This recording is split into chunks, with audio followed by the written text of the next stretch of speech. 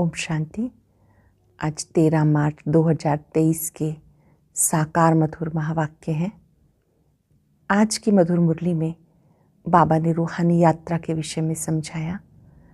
तुम बच्चों की ये वंडरफुल यात्रा है। यहाँ बैठे बैठे आप बाबा को याद करते हो। याद करते करते आप सत्यों की दुनिया में चले जाएंगे। पहले परम धाम जाएंगे, फिर नई दुनिया में आएंगे। इस याद की यात्रा में आप बच्चों को थकना नहीं, निरंतर चलते रहना है। ये रूहानी यात्रा बेहद के बाप ने सिखाई है। बेहद का दिन और रात कहा जाता है। सतयुग त्रेता दिन है, द्वापर कलयुग रात है। अब रात पूरी हो, दिन शुरू होता है। उसके लिए बाबा ने ये यात्रा सिखाई है। ये ऐसी वंडरफुल यात्रा है कि यहाँ पर बैठे बैठे 1 सेकंड में हम शांति धाम पहुँच सकते हैं, सुख धाम में पहुँच सकते हैं। बाबा ने कहा कि तुम बच्चों को एक बाबा की ही बड़ाई करनी है। महिमा योग्य एक बाबा है। अपनी बड़ाई नहीं करनी, बाबा की बड़ाई करनी है और बाबा को दिल से याद करना है। दिल से बाबा की महिमा करने वाले बच्चे सदा खुशी में रहते हैं। सुनते हैं बाबा के मधुर बोल। बाबा कहते, मीठे बच्चे, याद में रहते रहते ये कलयुगी रात पूरी हो जाएगी। याद में रहते रहते ये कलयुगी रात पूरी हो जाएगी। तुम बाबा के पास चले जाएंगे, फिर आएंगे दिन में। ये भी वंडरफुल यात्रा है। क्वेश्चन है, तुम बच्चों को स्वर्ग में जाने की इच्छा क्यों है? क्योंकि तुम जानते हो जब हम स्वर्ग में जाएंगे तो बाकी सब आत्माओं का कल्याण होगा। सब अपने शांतिधाम घर में जा सकेंगे। तुम्हें कोई स्वर्ग में जाने का लोभ नहीं, लेकिन तुम स्वर्ग की स्थापना कर रहे हो। इतनी मेहनत करते हो तो जरूर स्वर्ग के मालिक भी बनेंगे। बाकी तुम्हें कोई दूसरी इच्छा नहीं। मनुष्यों को तो इच्छा रहती है हमें भगवान का साक्षात्कार हो, लेकिन वो तो तुम्हें स्वयं ही पढ़ा रहे हैं। इस समय बाबा खुद आते हैं, बच्चों को पढ़ाते हैं। गीत है, रात के राही थक मत जाना। ओम शांति। रात के राही का अर्थ बच्चे नंबरवार पुरुषार्थ अनुसार जानते होंगे। अगर बच्चों का स्वदर्शन चक्र फिरता रहता है, स्मृति में रहते हैं, तो वो समझ सकेंगे बरोबर हम दिन अर्थात स्वर्ग के कितना नज़दीक पहुँचे हैं। बच्चों को समझाया ये बेहद का दिन और रात है। ब्रह्मा की बेहद की रात कहा जाता। शास्त्रों में कितना अच्छा नाम लिखा हुआ है। ऐसे नहीं कहा जाएगा कि लक्ष्मी नारायण की भी रात होगी। नहीं, ब्रह्मा का दिन ब्रह्मा की रात कहा जाता है। लक्ष्मी नारायण तो वहाँ राज्य करते थे। ज़रूर सृष्टि चक्र को फिरना है। लक्ष्मी नारायण का राज्य फिर सतयुग में आना है। सतयुग के बाद त्रेता, द्वापर, कलयुग जरूर आना है। तो जरूर सतयुग में फिर वही राजा होना चाहिए। ये ज्ञान सिर्फ शिव बाबा ब्रह्मा द्वारा तुम बच्चों को देते हैं। इसलिए तुमको ही ये सृष्टि चक्र का ज्ञान है, देवताओं को नहीं है। तुम ब्राह्मणों की बुद्धि में चक्र फिरता रहता है, इसलिए नाम रखा है ब्रह्मा और ब्रह्मा कुमारियों की रात। ब्रह्मा और ब्रह्मा कुमार कुमारियों की रात। अब तुम चल रहे हो दिन की तरफ। सतयुग को दिन, कलयुग को रात कहा जाता है। तुम बच्चे जानते हो ये यात्रा कलयुग के अंत, सतयुग आदि के संगम पर होती है। तुम बैठे कलयुग में हो, परंतु बुद्धि तुम्हारी वहाँ है। आत्मा को समझना है, हमें शरीर छोड़कर बाबा के पास जाना है। शरीर तो अंत में छोड़ेंगे जब मंजिल पूरी होगी, अर्थात बाप योग सिखाना बंद करेंगे। पढ़ाई का अंत होगा, तब तक बाप सिखाते पढ़ाते रहते हैं। बच्चे बाप की याद में रहते हैं। ऐसे याद में रहते रहते रात पूरी हो जाएगी और तुम बाबा के पास चले जाएंगे। फिर तुम आएंगे दिन में। तुम्हारी ये वंडरफुल यात्रा है। बाप दिन स्थापन करते हैं तुम ब्रह्मा कुमार कुमारियों के लिए। अब दिन अर्थात सतयुग आ रहा है। अब तुम कलयुग रात में बैठे हो। निरंतर बाप को याद करते रहो। बाबा ने समझाया सभी को मरना है जरूर। मनुष्य पूछते हैं कब मरना है, कब विनाश होगा। अब दिव्य दृष्टि से विनाश का साक्षात्कार किया हुआ है, फिर इन आँखों से देखना जरूर है। और स्थापना जिसका साक्षात्कार करते हैं वो भी इन आँखों से देखना है।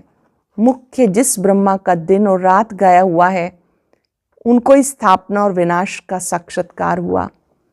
हम सब जानते हैं ब्रह्मा बाबा को विनाश का भी साक्षात्कार हुआ, स्थापना का भी हुआ। कैसे नई दुनिया आ रही है, पुरानी दुनिया को जाना है, सब साक्षात्कार किए। तो जो दिव्य दृष्टि से देखा है वो प्रैक्टिकल जरूर होगा। भक्ति मार्ग में जो कुछ साक्षात्कार होता है वो दिव्य दृष्टि से देखते हैं। तुम भी दिव्य दृष्टि से देखते हो। तुमको किसी चीज़ की इच्छा नहीं रहती। सन्यासी लोगों को इच्छा रहती है परम पिता परमात्मा को देखने की। यहाँ तुम बच्चों को परम पिता परमात्मा खुद बैठ पढ़ाते हैं। तुम इच्छा स्वर्ग में जाने की। बच्चे जानते हम स्वर्ग में जाएंगे तो सभी का कल्याण होगा। जब हम स्वर्ग में जाएंगे तो सबका कल्याण हो जाएगा। अब तुम बच्चे जानते हो बेहद का बाप जो मनुष्य सृष्टि का रचयिता बीज रूप है वो झाड़ के आदि मध्यंत को जानते हैं। हम उस बाप को, उनके वर्षे को जानते हैं। जैसे वो झाड़ होते हैं, जानते हैं आम का झाड़ है, बीज बोने से पहले 2-4 पत्ते निकलते हैं, फिर झाड़ बड़ा हो जाता है तो वह है जड़ बीज। ये बाप है मनुष्य सृष्टि का चैतन्य बीज रूप, उसे नॉलेजफुल कहा जाता। बच्चे जानते ये पाठशाला है जिसमें ये विद्या मिल रही है और तुम योग सीख रहे हो। ये पाठशाला है जिसमें आपकी पढ़ाई हो रही है, तुम योग सीख रहे हो। इस विद्या से तुम भविष्य प्रिंस प्रिंसेस बनते हो। आत्मा पवित्र जरूर चाहिए। अभी तो सब अपवित्र हैं, परंतु कोई को पतित कहो तो मानेंगे नहीं। कहते कृष्णपुरी में 1-2 को दुख देने वाले कंस, जरासंध आदि थे। 1-2 को सुख देने वाले को पावन कहा जाता है। स्वर्ग में कोई दुख देता नहीं, वहाँ तो शेर बकरी इकट्ठे जल पीते हैं, किसी को दुख नहीं देते। परंतु ये बातें कोई समझते थोड़े ही हैं। जो शास्त्र पढ़े हैं वही बातें बुद्धि में आ जाती हैं। देवताओं के पुजारी अपने को खुद ही चमाट मारते हैं। हिंदुओं ने आप ही अपने को चमाट मारी है, अपने देवताओं की बैठ निंदा की। क्राइस्ट बुद्ध आदि की कितनी महिमा करते हैं, देवताओं की बैठ निंदा करते। ये धर्म की ग्लानि हुई ना। गीता में भी कहते हैं यदा यदा ही धर्मस्य, नाम भी भारत का है। भारत ही भ्रष्ट और श्रेष्ठ बनता है। श्रेष्ठ थे श्री लक्ष्मी नारायण। भ्रष्ट मनुष्य श्रेष्ठ को माथा टेकते हैं। सन्यासी भी पवित्र रहते हैं परंतु भगवान को जानते नहीं, अपने कोई भगवान कह देते। बाकी दूसरे जो भी गुरु आदि हैं पतित हैं, विकार में भी जाते हैं। पतित कहा जाता विकारी को, वे पावन को नमस्कार करते हैं। सन्यासियों को गुरु करते तो भी इसलिए कि हमको आप समान पावन बनाएं। आजकल सन्यासी तो कोई मुश्किल बनते हैं, फिर गृहस्थी को गुरु करने से क्या प्राप्ति होगी जबकि वो खुद ही पतित हैं। परंतु नई आत्माएं आती हैं तो उनकी कुछ महिमा निकलती है। किसको पुत्र मिला, किसको धन मिला, खुश हो जाते हैं। फिर 1-2 को देख सब गुरु करते रहेंगे। वास्तव में गुरु किया जाता सदगति के लिए। वो ज़रूर 5 विकारों का संन्यास किया हुआ पवित्र चाहिए। बाकी गृहस्थी गुरु करने से क्या फ़ायदा। बड़े बड़े गृहस्थी गुरु हैं जिनके हज़ारों फॉलोअर्स हैं। कोई एक ने गुरु किया तो वो गद्दी चली आती। शिष्य लोग उनके पांव धोकर पीते हैं। इसको अंधश्रद्धा कहा जाता। मनुष्य भले गाते हैं हे भगवान अंधों की राठी तू, लेकिन इसका अर्थ नहीं समझते। अंधा बुद्धिहीन बनाती है माया रावण। सभी को बुद्धिहीन कौन बनाता है? माया रावण। सब पत्थर बुद्धि बन जाते। इसलिए बाबा कहते जो भी शास्त्र आदि हैं इन सब का सार मैं आके तुम्हें सुनाता हूँ। नारद का मिसाल देते, उनको कहा कि अपनी शक्ल तो देखो, लक्ष्मी को वरने लायक हो। लक्ष्मी तो स्वर्ग में होगी।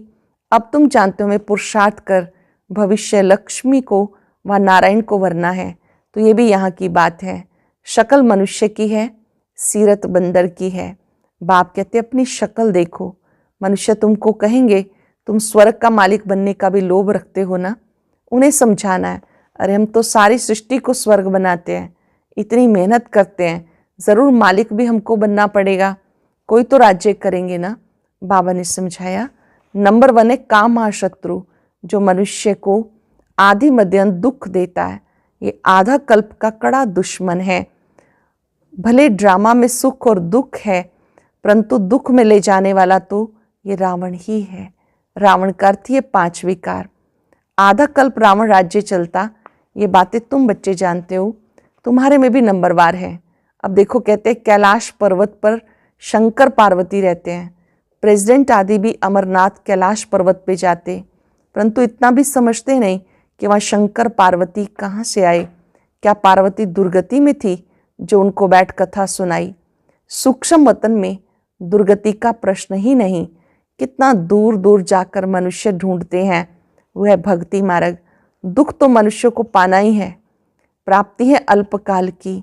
ये कौन सी प्राप्ति है? तीर्थों पर जितना समय रहते उतना समय पवित्र रहते हैं।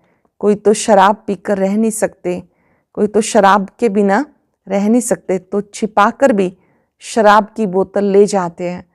फिर वो कोई तीर्थ थोड़े हुआ, वहाँ भी कितना गंद लगा हुआ है, बात मत पूछो। विकारी मनुष्यों को विकार भी वहाँ मिलता।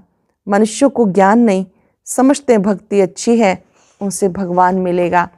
आधा कल्प भक्ति में ढूंढते रहते हैं। आधा कल्प के बाद जब भक्ति पूरी होती है तब भगवान आते हैं। बाबा को तरस पड़ता, ऐसे नहीं कि भक्ति से भगवान को पाते हैं। ऐसा होता तो फिर भगवान को पुकारते क्यों, याद क्यों करते? भगवान कब मिलता है ये समझते नहीं।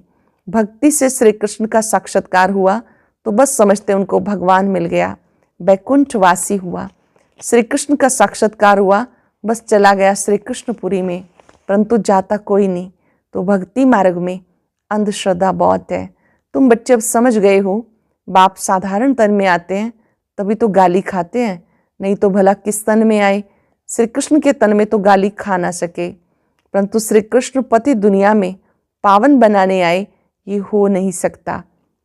श्री कृष्ण को पतित पावन कहते भी नहीं। मनुष्य ये भी समझते नहीं पतित पावन कौन है, कैसे आते हैं, इसलिए कोई को भी विश्वास नहीं बैठता। शास्त्रों में तो है नहीं कैसे ब्रह्मा तन में आते हैं। कहते ब्रह्मा मुख द्वारा सूर्यवंशी चंद्रवंशी धर्म की स्थापना होती है, फिर भूल जाते हैं कब होती है, कैसे होती है। प्रजापिता ब्रह्मा जरूर यहाँ कल्प के संगम पर होना चाहिए, तभी ब्राह्मणों की नई सृष्टि रची जाए। मनुष्य बहुत मूंझे हुए हैं, उनको रास्ता बताना है। बाप कितनी भारी सर्विस आकर करते, समझते हो हम 5 विकारों से एकदम बंदर से भी बदतर हो गए। इन 5 विकारों ने क्या हालत कर दी, बंदर से भी बदतर हो गए। हम सो देवता थे, फिर एकदम क्या बन गए। ऐसे को फिर बाप कितना ऊंच बनाते, तो बाबा को कितना लव करना चाहिए। ये बाप सुनाते हैं या दादा सुनाते हैं, ये भी कितने बच्चों को पता नहीं लगता है। बाबा कहते विचार करो, मैं सदैव रथ पर हाजिर रह सकता हूँ इस ब्रह्मा तन में? क्या मैं लगातार उपस्थित रह सकता हूँ? ये तो हो नहीं सकता। मैं तो आता ही हूँ सर्विस पर। बाबा के पास समाचार आया था, कोई ने पूछा क्या मनुष्य किसको सुख दे सकते हैं, वो मनुष्य के हाथ में है? तो एक ने कहा कि नहीं, ईश्वर ही है जो मनुष्य को सुख दे सकता है, मनुष्य के हाथ में कुछ भी नहीं। तो कोई बच्चे ने फिर समझाया कि मनुष्य ही सुख देता है, मनुष्य ही सब कुछ करता है, ईश्वर के हाथ में कुछ नहीं। अरे तुम थोड़े कुछ देते हो, ईश्वर के हाथ में ही तो है। समझाना चाहिए, श्रीमत पे चलना है। परम पिता की श्रीमत बिगर कोई भी सुख दे नहीं सकता। सरल शब्दों में बाबा हमें श्रीमत देते हैं, उस श्रीमत प्रमाण ही हम सबको सुख देते हैं। अपनी बड़ाई नहीं करनी चाहिए। हम श्रीमत पर सारी सृष्टि को स्वर्ग बनाते हैं, तो देखो कितनी भारी भूल बच्चों की होती। वो कहते ईश्वर के हाथ में है, बी के कहते हैं मनुष्य के हाथ में है, वास्तव में तो बाप के हाथ में है। बिगर श्रीमत कुछ कर नहीं सकते। अर्थात जो सुख मिलता है वो श्रीमत पर चलने से मिलता है। मनुष्य बिल्कुल वर्थ नाटे पैनी बन जाते हैं, कोड़ी जैसे बन जाते। बाप कहते रावण मनुष्य को पत्थर बुद्धि बना देता, मैं आकर पारस बुद्धि बनाता हूँ। महिमा सारी बाप की करनी है, हम श्रीमत पर चल रहे हैं। ईश्वर बिगर मनुष्य कोई श्रेष्ठ नहीं बना सकता। बाबा आते हैं, श्रेष्ठ बनाते हैं, बाबा के बिना कोई बना नहीं सकता। अच्छा, ब्रह्मा मुख वंशावली, ब्राह्मण कुलभूषण, स्वदर्शन चक्रधारी, मीठे मीठे सिक्के लदे बच्चों प्रति माता पिता बाप दादा का याद प्यार गुड मॉर्निंग। रूहानी बाप की रूहानी बच्चों को नमस्ते। रूहानी बच्चों की रूहानी बाप दादा को याद प्यार नमस्ते, गुड मॉर्निंग, शुक्रिया। धारणा के लिए सार।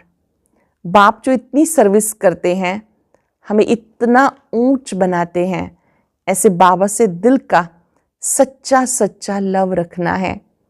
बाप जो इतनी सर्विस करते हैं, हमें इतना ऊंच देवता बनाते हैं, ऐसे बाप से दिल का सच्चा लव रखना है। देवताओं के समान सबको सुख देना है। एक बाप की सदा महिमा करनी है, अपनी बढ़ाई नहीं दिखानी।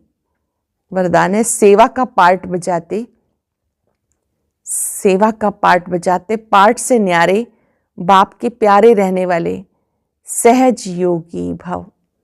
सेवा का पार्ट बजाते पार्ट से न्यारे, बाप के प्यारे रहने वाले सहज योगी भव। कई बच्चे कहते योग कभी लगता है कभी नहीं लगता। इसका कारण है न्यारेपन की कमी। न्यारे न होने के कारण प्यार का अनुभव नहीं होता। जहाँ प्यार नहीं वहाँ याद नहीं।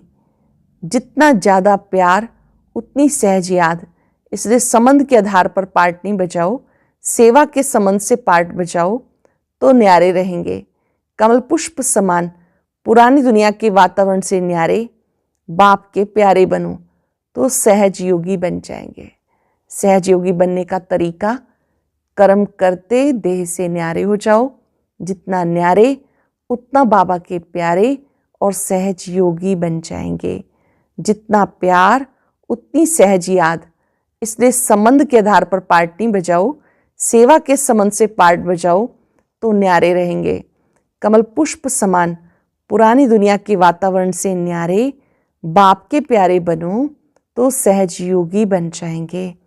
स्लोगन है ज्ञानी वो है जो कारण शब्द को मर्ज कर हर बात का निवारण कर दे। ज्ञानी वो है जो कारण शब्द को मर्ज कर हर बात का निवारण कर दे। आज हम अभ्यास करेंगे, मैं सहज योगी हूँ।